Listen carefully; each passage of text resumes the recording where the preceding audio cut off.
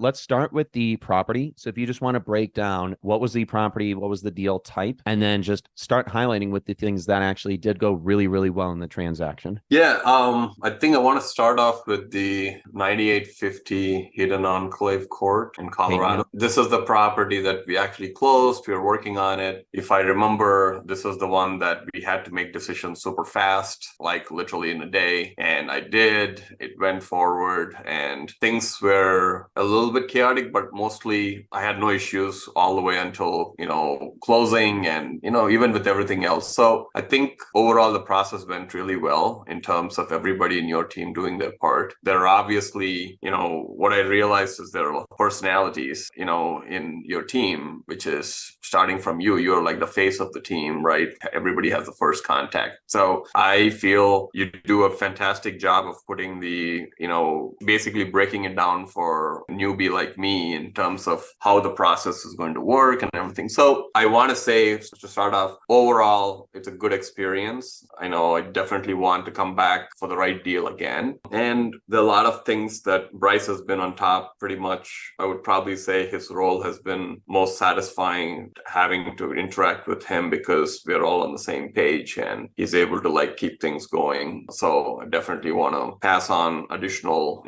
kudos to him. Connor and I talked about a lot of other stuff. I get where he's coming from in the big picture standpoint. I feel like he's available, which is good when I really, really need him or having to talk something on a very super high level basis. He's great. Jack has been good in terms of keeping things very straightforward because this is an emotional process for me sometimes. Even though I'm in the business, I think he does a good job of keeping things pretty solid in terms of moving forward. So, and the rest of the team have been great. I don't have any issues with working with any of them. And, I'm sure they would probably have the same experience, interacting with me. I just want to keep things moving forward. So with that said, everything happened the way I expected it to from that point. So those are all the things that went well in my opinion.